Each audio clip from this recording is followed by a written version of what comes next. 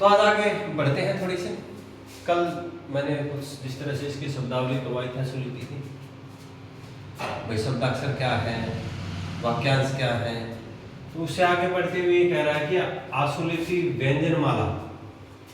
अब व्यंजन आपने हिंदी में भी पढ़े हैं, क्या क्या घड़ाई व्यंजन माला, उन्हीं से मिला के सारे वर्ड बढ़ते हैं, कोई नया वर्ड यूज नहीं होती। अब उनको डिवाइड किया गया है, अलग अलग बांटा गया है। ये कह रहा है कि आशुलिपि व्यंजन माला, आशुलिपि में व्यंजनों को प्रकट करने के लिए रेखा गणितीय प्रारूप अपनाए गए हैं।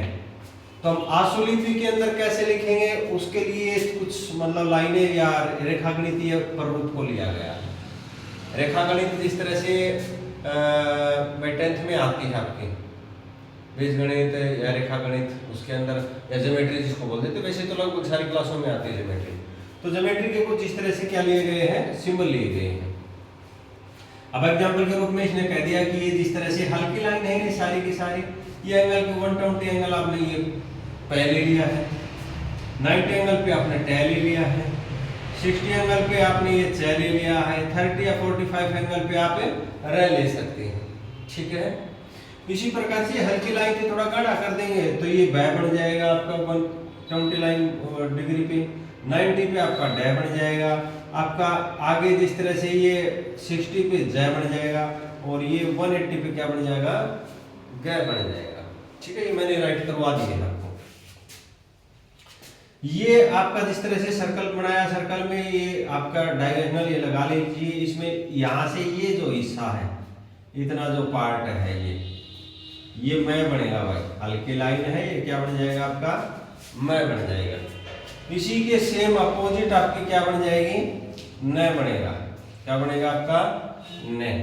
और ये जो पार्ट रहेगा ये क्या बनेगा आपका, तय बन जाएगा भाई, क्या बन जाएगा आपका, तय।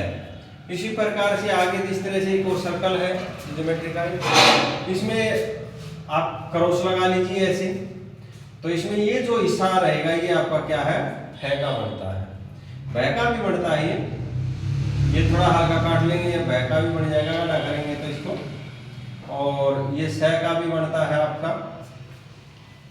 तो आगे करेंगे तब तो पता चलेगा आपको, ये सै का बनेगा, ये सै आपका ये बन जाता है।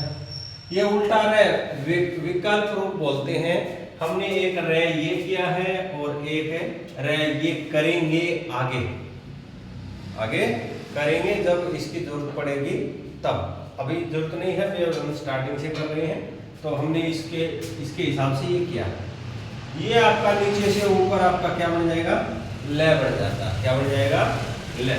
आगे कह रखे हैं व्यंजनों के भेद दिए गए हैं। अब व्यंजन के भेद है, अलग अलग भाग लिए गए हैं। आशुलिपि में ध्वनि के आधार पर कुल कितने व्यंजन हैं, 33। कितने हैं, 33 अपनाए गए हैं। पहले जो 20 है उसको स्पर्श व्यंजन कहते हैं। स्पर्श का मतलब है कि जैसे तरह से हम भाई देखो व्याकरण के अनुसार तो अलग बोले जाएगा, लेकिन इस आशुलिपि के अनुसार इनको हम क्या बोलते हैं, स्पर्श व्यंजन बोलते हैं।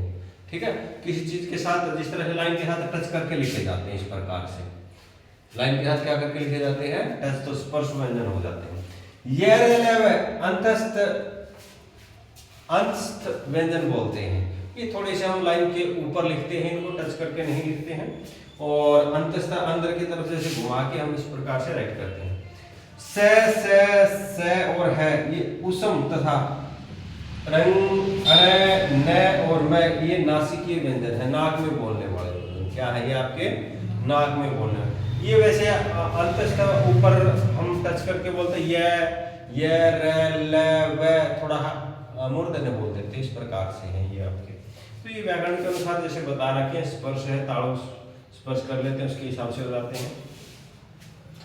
अक्षय ये संयुक्त व्यंजन है भाई, ये क्या है आपके संयुक्त व्यंजन है। डे और डे को निकटतम ध्वनि व्यंजन रे को काट कर प्रकट किया जाता है। ये जो रे है ना, इस रे को हम काट देंगे हल्का करके, तो ये डे या ये बना देते हैं। ठीक है, या गाढ़ा करके काट देते हैं तो बन जाएगा, तो उसके हिसाब से ये बन जाएगा भाई। ठीक है, बाकी तो दोनों का सेम ही ध्वनि बोली जाते हैं, डे ही बोलते हैं दोनों को। ये ढक्कन वाला लगा लीजिए, फिर डमरू वाला लगा लीजिए, दोनों का इसी प्रकार से क्या कह रहा है कि अणय का निकटतम ध्वनि व्यंजन रेखा नैश है।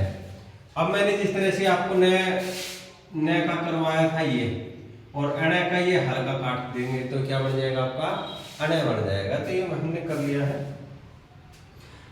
इसी प्रकार से क्या कह रहा है कि स के लिए एक ही व्यंजन रेखा है, चाहे आप ये स लिख लीजिए और या चाहे ये स लिख लीजिए, इन दोनों के लिए एक ही व्यंजन रेखा प्रयोग करेंगे।